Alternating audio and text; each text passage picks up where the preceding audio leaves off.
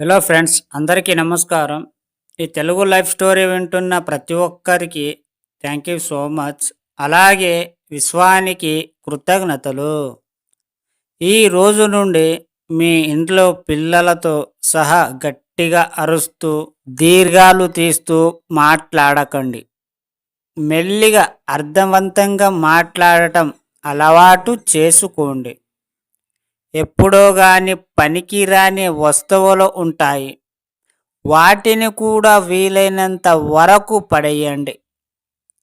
అవసరం వచ్చినప్పుడు కొత్తవి కొనండి. ఇక కనీసం ఉదయం, సాయంత్రం వీలైనప్పుడు 2 నిమిషాలు ఉత్తర దిక్కు ముఖం పెట్టి ప్రశాంతంగా కళ్ళు మూసుకొని కూర్చోండి. అయినా మీ మనసు నీతో మాట్లాడుతూనే ఉంది. ఇక వీలైనంత బయట మాటలు కట్టిపెట్టి మీ మనసులో ఉన్న మనిషితో మాట్లాడటం మొదలు పెట్టండి.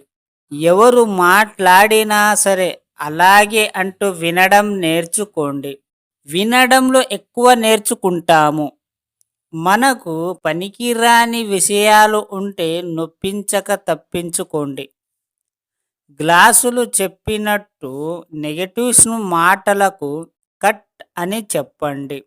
ఒక ఎల్ల colour post card size paper పైన వ్రాసుకోండి, ఐఎమ్ రిచ్ అని.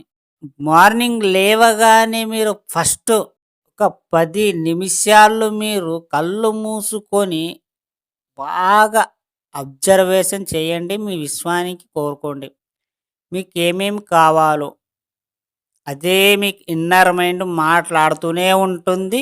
మీకు ఏవేవో ఇమాజినేషన్స్ ఏవేవో చెయ్యాలని వస్తూ ఉంటాయి. మీ కంటి ముందు ఉంటాయి. మీరు ధ్యానంలో కూసున్నప్పుడు, అఫర్మేషన్ చేసినప్పుడు, అలాగే ప్రశాంతంగా మీరు ఒక్కరే ఉన్నప్పుడు మీరు ఒక 10, 20 నిమిషాలు కళ్ళు మూసుకొని ప్రశాంతంగా కూర్చున్నప్పుడు మీకు ఏవేవో ఆలోచనలు వస్తుంటాయి. ఆ ఆలోచనలు ఎలాంటివి అని ఒక్కసారి మీరు అనుభవించుకోండి. ఎందుకంటే అవి వచ్చేవన్నీ మీ ఆశలు. మీకేమేం కావాలో, మీరు ఎలా ఉండాలనుకుంటున్నారో అన్నీ మీ కండ్ల ముందు ఉంటుంది. డైలీ అఫర్మేషన్ చేసినప్పుడల్లా మీకు సాధ్యమవుతుంది. నమ్మకం ఉంటే ఏదైనా చేయొచ్చు. సడన్లీ ఏవి పనులు కావు. కొంచెం ఓపిక పడితే కొన్ని రోజులు మీరు ప్రాక్టీస్ చేస్తే మీకు అదే అలవాటు అయిపోతుంది.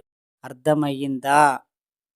ఒకవేళ మీకు నమ్మకం ఉంటే గనక మీరు ప్రయత్నించి చూడండి, అర్థమవుతుంది. మీ ఈ స్టోరీ విన్న ప్రతి ఒక్కరికి థ్యాంక్ యూ సో మచ్. అలాగే విశ్వానికి కృతజ్ఞతలు.